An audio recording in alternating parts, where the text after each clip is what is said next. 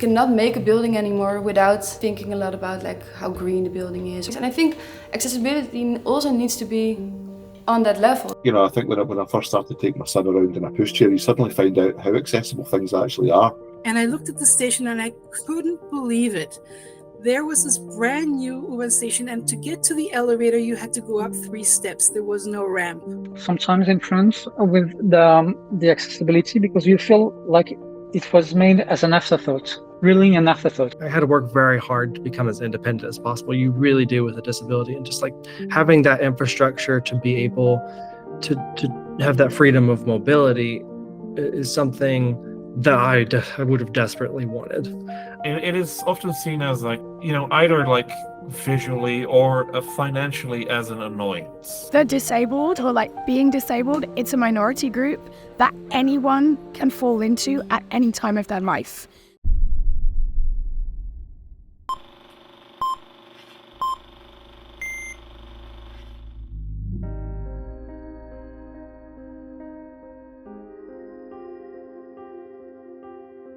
I want to show you something. Like many commuters in my country, I take public transit into the city, and for the most part, it's great. It's comfortable, efficient, affordable, and, mostly on time. But then, I get off at my train station, and that's where things get difficult.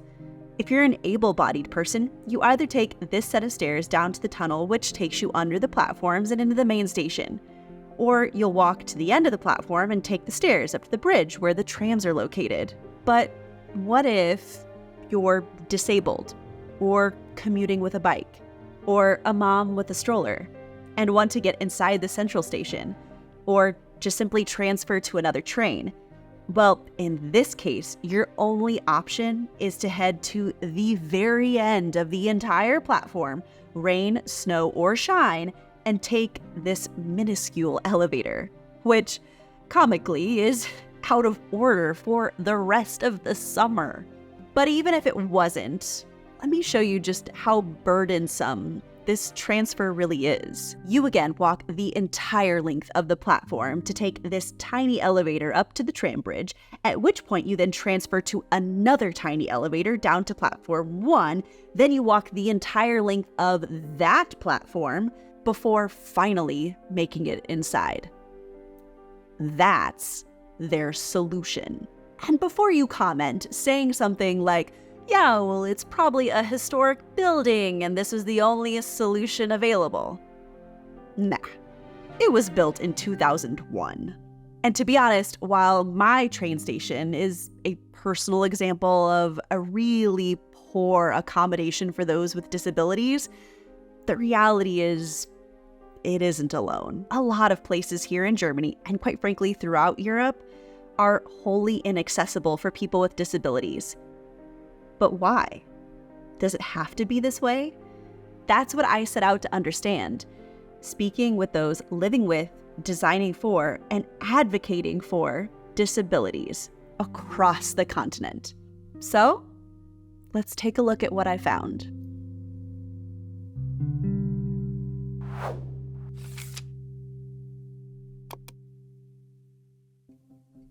Now, obviously, Europe faces some pretty unique challenges when designing for people with disabilities. We're working with buildings, streets, and infrastructure that are hundreds of years old. Cobblestone sidewalks are sometimes very narrow and don't have curb cuts. Entrances that are above or below grade, and doors that are definitely not wide enough for a wheelchair. But even the more modern establishments and pieces of infrastructure that have been adopted can still be really frustrating to use if you're part of the 101 million people who are living with a disability here in the European Union. Take Paris, for example. There have been a lot of improvements in museums for all different types of disabilities, but by and large, Paris is not an accessible city. Things like the width of the sidewalks in the smaller streets of Paris, where you can't even roll a wheelchair. The sidewalk is not enough for the width between the wheels. Arguably, its most famous landmark, the Eiffel Tower, is only accessible to the first and second floors. The top is not accessible to them for safety reasons. And despite having one of the most densest metro systems in the world, only one, the Metro Line 14, is fully equipped. But the metro also really highlights this conflict that often occurs between efficiency and accessibility. We've seen with Line 14 that accessibility in practice, physical accessibility, is just a part of the issue. Trains depart every 85 seconds during rush hour. The DNA of the metro, the historical metro, is short dwell times, fast exchange. Even if modified to be physically accessible from street to trains, it's still not easy or practical in practice. By the time Paris will host the Olympics and Paralympics later this summer, the Parisian authorities say that 32 stations will be accessible by game time, and that other transport options are plentiful. It is worth noting that the entire Paris bus network and 86% of bus lines serving the suburbs are accessible, as are all 8 of the city's tram lines and 2 of its major crosstown rail lines. But transport deficiencies in France were among the many problems that the Council of Europe's Social Rights Committee seized upon in a ruling made public in April of this year. The continent's foremost human rights body found France in violation of a European Treaty on Social and Economic Rights, citing multiple failures towards adults and children with disabilities. Sometimes in France with the accessibility, because you feel like it was made as an afterthought, really an afterthought. Like they've designed the entire thing, but how can we insert accessibility now? It's not, they've not included it from the get-go. It's like something that's been slapped on top of it. The 15-member committee that monitors whether countries are complying with their commitments to the European Social Charter said unanimously that shortages in support services and lack of accessibility to buildings and public transport for people with disabilities causes many families to live in precarious circumstances. The ruling from the committee is unfortunately not legally binding, but it does give advocates some leverage.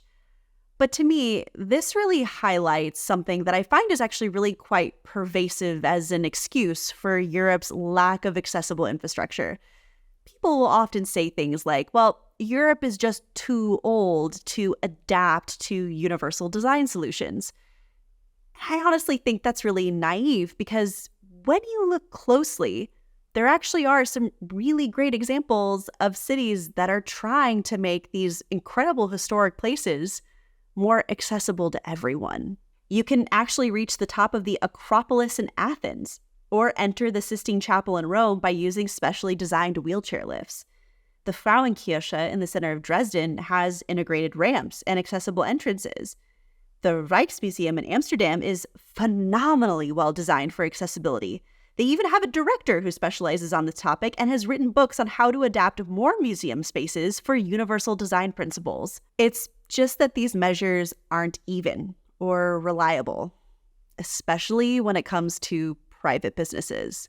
One survey showed that over half of the shops on the main shopping street in Copenhagen are inaccessible for people in wheelchairs, and 77% of people with physical disabilities have poor or no access to public spaces, according to the Irish Wheelchair Association.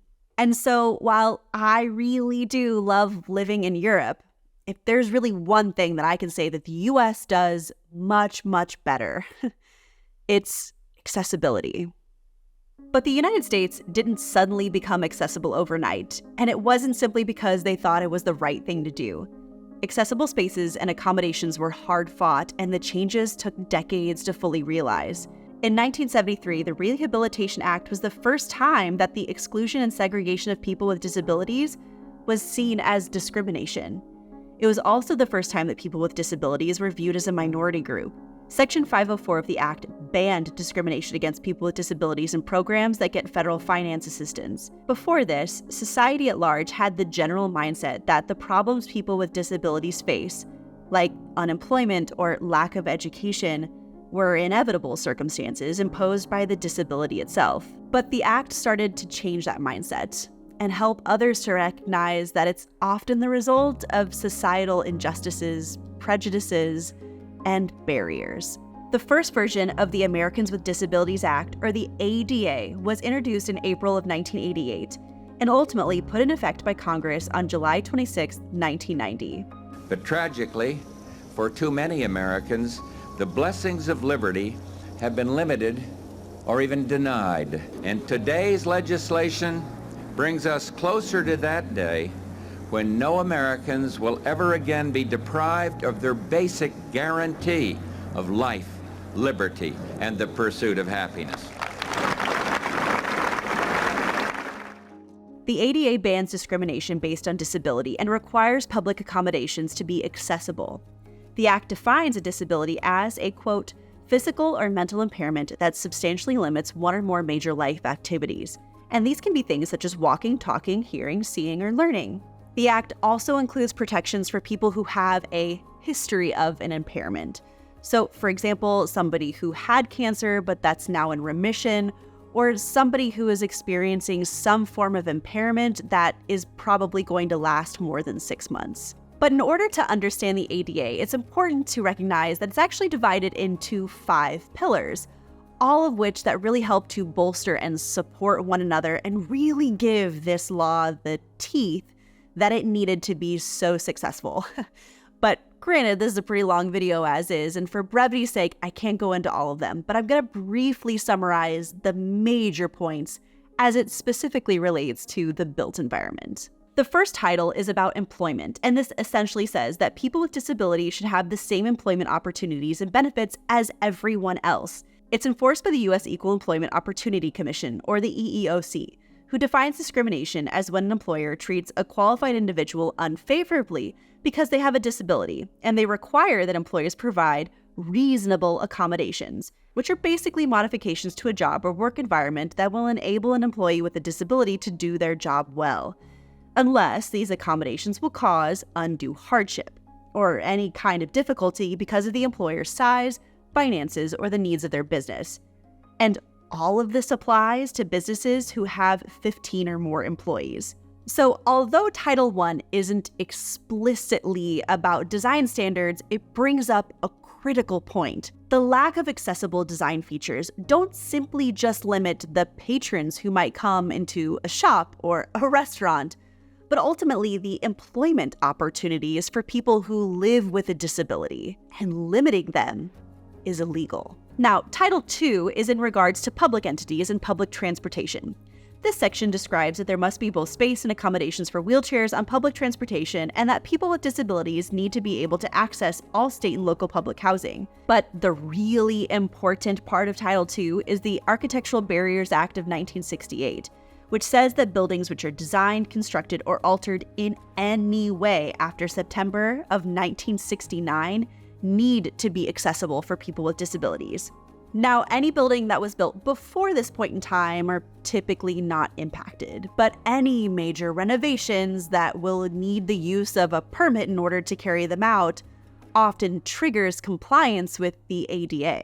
Title III is arguably one of the most important parts of the ADA. It says that people with disabilities will not be discriminated against in the ability to have full and equal enjoyment of goods, services, facilities, and accommodations of any public spaces. And public space is actually a really broad category. It includes things like hotels, recreation, transportation, education, dining, stores, care providers like hospitals, and public spaces like parks. Discrimination here would be the failure to remove architectural barriers like steps into a facility, particularly when these type of things are easy to do without much expense. But ultimately, it is Title III which mandates that any new construction must be fully compliant. And that's why all new buildings which have been constructed in the past 34 years in the United States have included accessible design standards. In other words, the vast majority of commercial and public spaces that have been constructed in my lifetime have been impacted in some way, shape, or form by the ADA. But it's important to remember, while the ADA did a heck of a lot, it didn't just simply wave a magic wand. But yet, it's an essential foundation onto which solutions are constructed, and the basis for which we continue to strive for a more universally designed environment. But fundamentally, the big thing here is that the ADA is a hard law. It is legally binding to all parties involved, and it's legally enforceable before a court, which isn't necessarily the case throughout much of Europe. For the 27 countries which are part of the economic and political partnership known as the European Union, European-wide legislation is achieved by several types of legal acts. Some are binding, others are not. Some apply to all EU countries, others to just a few. In the context of accessibility and protections for those with disabilities, at the EU level, much of the legislation is soft law, quasi-legal acts of the European communities, such as codes of conduct, guidelines, notices, and recommendations or communications. The code is more what you'd call guidelines than actual rules. And although these instruments, in principle, lack legally binding force, they still can influence a heck of a lot. So, for example, the EU has made a commitment through the European Disability Strategy to eliminate barriers for the life of people with disabilities that prevent them from fully participating in society and enjoying their rights equally to other citizens. Persons with disabilities have the right to have good conditions in the workplace, to live independently, to equal opportunities, to participate fully in the life of their community. All have a right to a life without barriers. And it is our obligation as a community to ensure their full participation in society on an equal basis with others. Sounds noble, right? Well, unfortunately, the vast majority of these things are recommendations. Here's what countries in Europe should be doing. Here are the things that you should be working towards. Instead, legally binding laws and enforceable regulations with specific details on targets for accessibility, participation, equality, employment, education and training, social protection, and health, well, they're presumed to be ironed out on the individual national level. Where I think the EU, yes, shows its teeth is that it quite often sets certain standards, and you can actually see every year things changing because not local laws, but because either insurance but mostly EU laws change. Which is the big reason why when you're traveling around the European Union, the experience of accessibility within the built environment is probably going to vary pretty dramatically from one country to another. Accessibility regulations in the UK, for example, have evolved over time, along with the country's commitment to inclusivity and equal opportunities. And the way that it works in Britain, but in Scotland specifically, is there's what's called the Building Control Act, which is an act of Parliament. But what the Act says, it's only 2 or 3 pages long, and it says that there will be some Scottish building regulations, and they'll be reviewed on a regular basis. And that's all it says. It doesn't say what the regulations are, and the regulations are a statutory instrument. And what that is the regulations get updated, and they don't have to go back through Parliament to be renewed. So it's not like a time-limited act. And like Colin said, it's intentionally vague. The building regulations of 2010 didn't actually specify exactly how buildings should look if they want to be accessible. Instead, they use a lot of general language, like new buildings should have step-free access as far as possible. And in principle, where toilets are provided for customers and visitors, they should be accessible to everybody, including wheelchair users. But Scottish building regulations are quite prescriptive in the sense that the regulatory environment is a lot stricter than it is in England. So things like there's an entire section which just deals with accessibility and nothing else. And the benefits of this kind of enforcement structure is that it puts a lot of power into the hands of local authorities in their own communities. And moreover, it makes private businesses legally obligated to make these kind of accessibility changes. so that it does not unduly limit somebody with a disability. But that's not necessarily the case in other countries. In Germany, the 1994 amendment to the Basic Law for the Federal Republic of Germany, Article 3, Paragraph 3, states that no person shall be disfavored on account of his or her disability. With this amendment, the German Constitution clearly states that regulations that discriminate and alienate, as well as discriminatory conditions in the everyday lives of people with disabilities, is not acceptable to society as a whole. But general clauses of this kind, of course, can really only be carried out through specific legislation. Berlin was actually the first federal state in Germany to act on the federal ban on discrimination by passing the State Equal Rights Act. Federal legislation later followed suit with Article 1, the Equal Opportunity for Peoples with Disabilities Act, of the Law on Disability, Equality, and amendments to prior laws from 2002.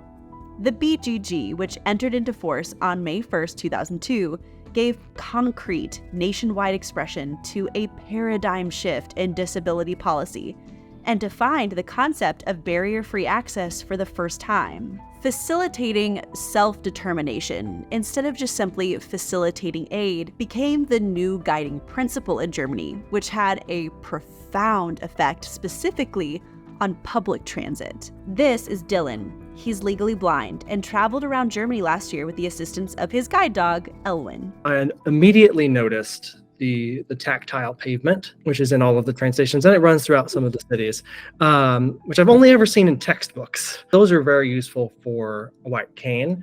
They're also useful for a guide dog because you can kind of, even through your shoes, you can kind of feel them a little bit.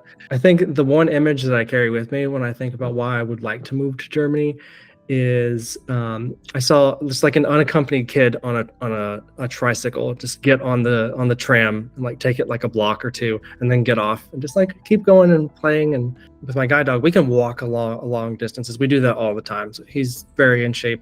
But that walking to the tram, getting on it, and he's able to like sit and rest and recover. And so like if I had that incorporated in my everyday, I could go out and stay out longer. And cause like we have to stop and rest a lot. Frankly, if I had had that amount of freedom as a kid, I had to work very hard to become as independent as possible. You really do with a disability, and just like having that infrastructure to be able to have that freedom of mobility is something that I would have desperately wanted.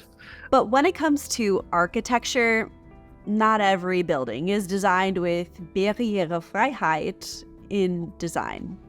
I think the one thing I noticed that I think the United States does a little bit better, and you had mentioned this before, just like the building code, like that normal accessibility thing, like make sure you have a ramp leading up to the door, or making sure there's Braille on all the signs, or just that building into your buildings, that just universal design that works for everybody. I think there could have been a little bit more of that. Not that there wasn't any, but I feel like there could have been more of that.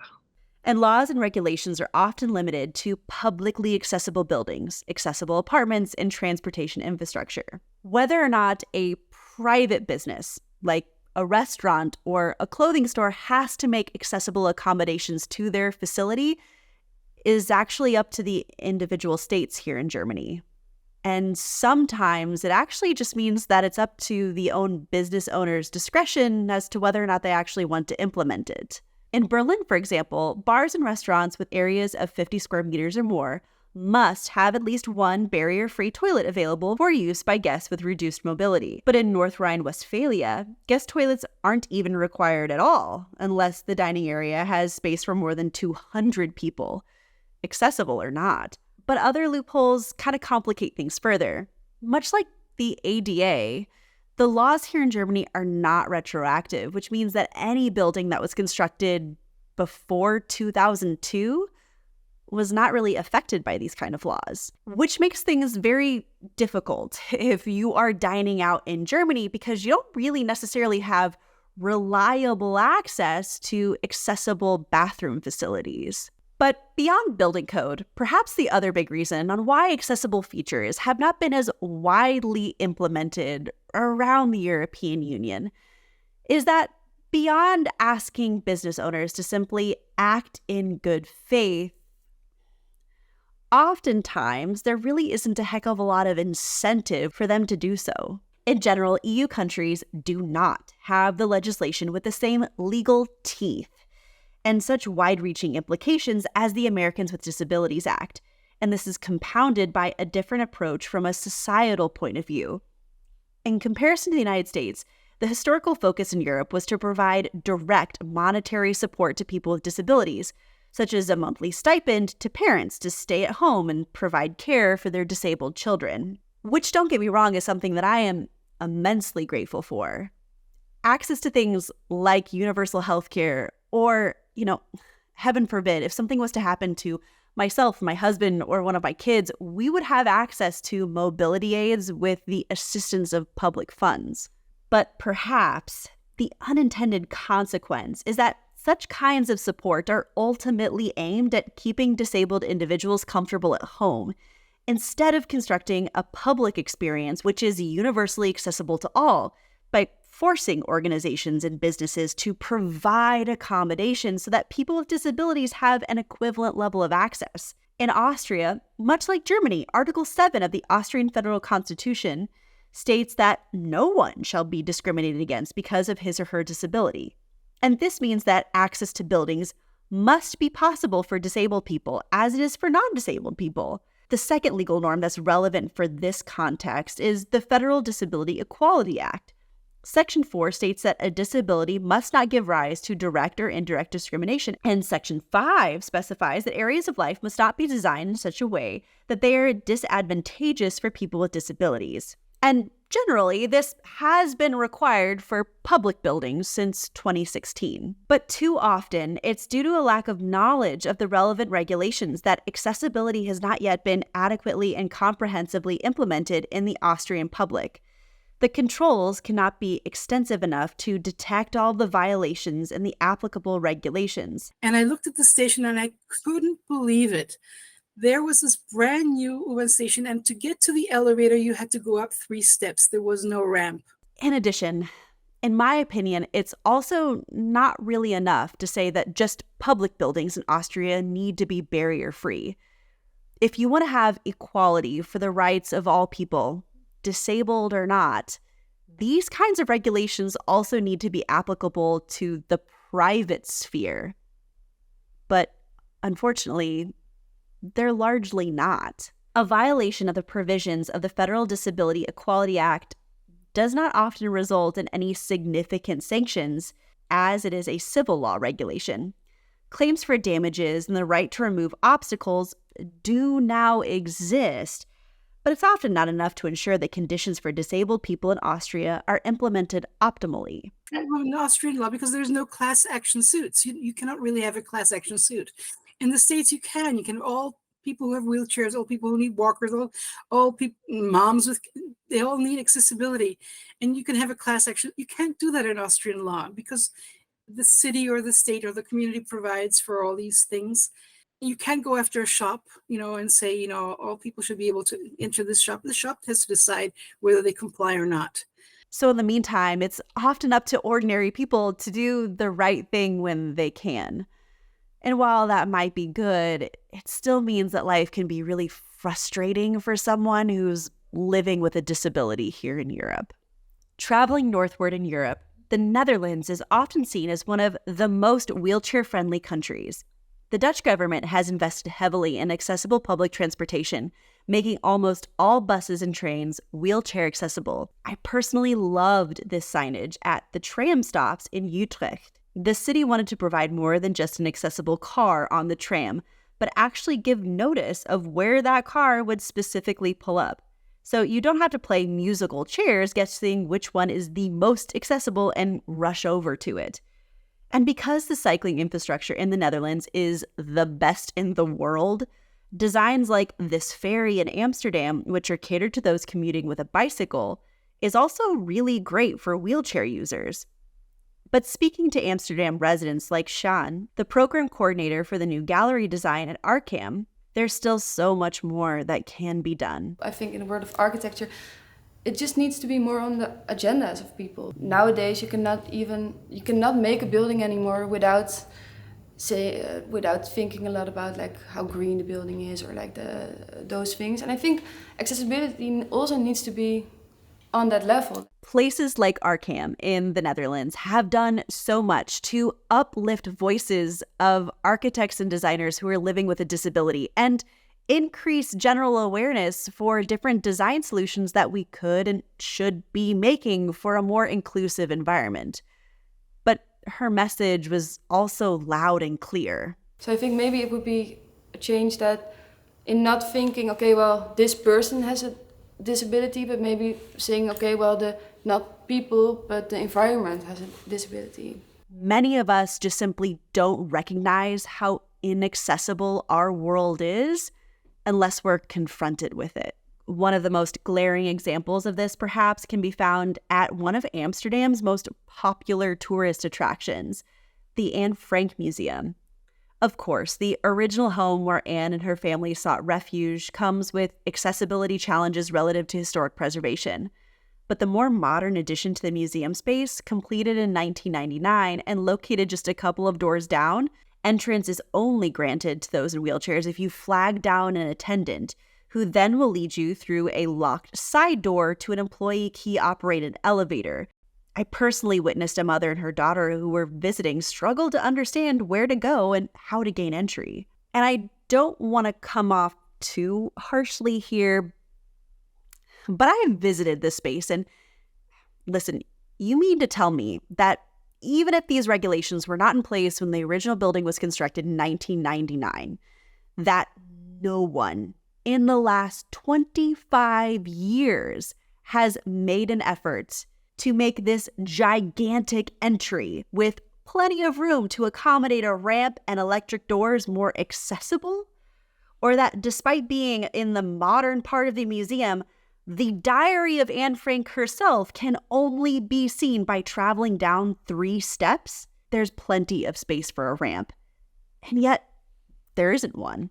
These images, by the way, that you see were provided by Josephine, who is the brainchild behind the phenomenal website Able Amsterdam. I started Able Amsterdam after I had a very severe traffic accident in 2017. I completely shattered my right leg in a traffic accident where I was hit by a car. And as a result of that, I ended up using a wheelchair for about 3.5 years. So after I had my accident, accessibility suddenly became something that I had to focus on in my daily life. And I suddenly became aware of how difficult it can be to know where you can go inside and use an accessible toilet. Things that are accessible for people of all ages. You know, as a 23-year-old at the time, I still wanted to do the same things that I wanted to do before I had my accident, but suddenly I found that the places I normally could go inside were not accessible to me. Josephine advocates for a more accessible city on numerous platforms and uses her online presence to share wheelchair-friendly things to do in Amsterdam, including accessibility reviews and practical information about the city. One of her favorite examples in the city, by the way, is the Museum of the Canals. This stunning museum is located in a 17th century canal house and includes period rooms which show different eras of Amsterdam's architecture. And it's wheelchair friendly, complete with an accessible restroom, modern elevators, and this ingenious wheelchair ramp. The thing that I find so special about it is that actually when you walk past, or if you roll past in a wheelchair, you would never know that it was a platform lift until somebody actually showed it to you, because it blends so nicely into the kind of design of the building. The stone that's used, well, the fake stone, I'm not exactly sure what it's made of. It just fits so well with the rest of the building that you think that it's just any old staircase, when in fact it's an electronic platform lift. Seriously, how cool is that? It really makes you think twice when people say that, while this building is too historic to be adapted. You know what I mean? But I think if there's one thing that was the big takeaway message that I had when I spoke to Josephine, was that when we improve the experience for people with disabilities in any environment, we ultimately improve the experience for everyone involved. I once read somewhere that the disabled, or being disabled, it's a minority group that anyone can fall into at any time of their life. And I think that's such an important part of accessibility, is realizing that something that's inaccessible can actually negatively affect just about anyone around you, even if today it may not be something that's a challenge for you. You could fall and, twist your ankle tomorrow and suddenly be on crutches for 3 weeks. Or, unfortunately, like in my case, it can be a more severe accident. That means that, you end up facing accessibility challenges for several years. I think a big part of the emphasis on the importance of accessibility is that it really is something that's for everyone, because it can affect anyone at any time. It's true. I would wager that for the vast majority of us, we often probably think that issues of accessibility are really only relative to the elderly or a very small part of the population. But the reality is that encountering a disability can happen to anyone at any time and impacts a much, much larger portion of the population than most of us are probably aware. And living with a disability likely means that you lose the ability to be spontaneous, something that you and I might take for granted. A lot of the times people do kind of assume that disability is more related to elderly people. And of course, there's a huge part of the population that is older, that has accessibility needs. But there's a huge population as well that's younger, that also, has the same drive to go out and explore. But, being limited by the environment just means that you're not able to do that like other people are. And don't get me wrong, while I think it's amazing that you can book an accessible taxi in Paris or request assistance for the transfer from intercity express trains with Deutsche Bahn in Germany, ultimately, when we have to rely on the assistance of others in order to participate in our community, we fall short of living a truly autonomous and equal life. But the problem often is in these types of restaurants is that if you want to eat, it's fine. If you want to go to the toilet while you're there, it's a lot more complicated. Clubs, the worst. More than half of the clubs are not accessible at all. I think when I first started taking my son around in a pushchair, you suddenly find out how accessible things actually are. Going from being very independent to suddenly wanting to go out, to a club, maybe with friends, or to a bar, or to a certain museum that I enjoyed going to, and not being able to, it's very limiting. It makes you feel like you're, not able to enjoy yourself as you should be able to. You're not able to get what you can out of the city that you live in. They're all things that I kind of took for granted beforehand, and suddenly I wasn't able to do what I enjoyed, which is just, it's very difficult, especially when you're used to having a different kind of life. You and I might not think about it, but it's actually quite liberating that we can go to dinner or grab a cocktail with our friends without having to call ahead to see if you can even use the bathroom facilities there. Or go shopping without worrying whether or not you can get in the front door. But that's not necessarily the case for people with disabilities. And designing with everyone in mind is not necessarily a new endeavor. Clever minds from involved communities have already created guidelines for accessible design, and I was lucky enough to discover quite a few of them. Some who have already begun to do some really great things here around Europe. I don't think it doesn't take much. It takes a bit of thought, but it doesn't actually take much to modify existing spaces. Do you know what? It's nice to go to a toilet which you're not crammed in, and it's nice to not have to climb stairs, and it's nice just to walk into a bar and everything's on the level, and that's a pleasant experience for everybody. But it's still clear that more can be done. And it's my hope that this video can shed light on the barriers that still exist in the world around us here in Europe. So the moment that a lift doesn't work or a bus ramp malfunctions, what's accessible on paper isn't actually accessible in practice. There are so many lifts in the public transportation system that are broken down so much of the time, and they don't get fixed immediately. I mean, understandably, it's not possible to immediately have somebody come and fix it. But if that happens, and it happens to be the only lift to a certain platform, or the only lift to get to the stop that you need to get off at, what's supposed to be accessible isn't. And at the end of the day, accessible design is in everyone's best interest because everyone benefits from more accessible design. Don't you agree? Let me know your thoughts down below in the comment section. And as always, If you enjoyed what you saw today, be sure to hit that thumbs up button. And for more content from Type Ashton, hit that subscribe button.